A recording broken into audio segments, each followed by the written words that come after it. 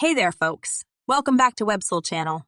Today, we've got something incredibly fascinating to talk about: deepfake videos using the AKOOL Face Swap AI. If you're new here, don't forget to hit that subscribe button and ring the notification bell so you won't miss any exciting content like this in the future.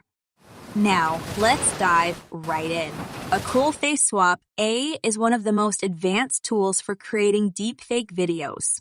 Its user-friendly interface makes it accessible to anyone. The first step is to log into your account by simply clicking on the login button.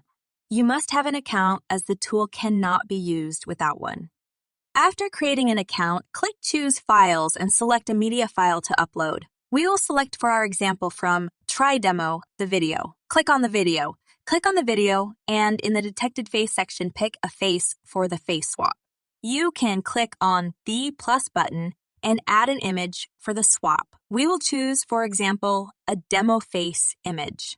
Click on the image, scroll down, select Face Enhance, and click the high quality face swap. After, go to the result button and click on it. After the swapping is finished, you can download the video.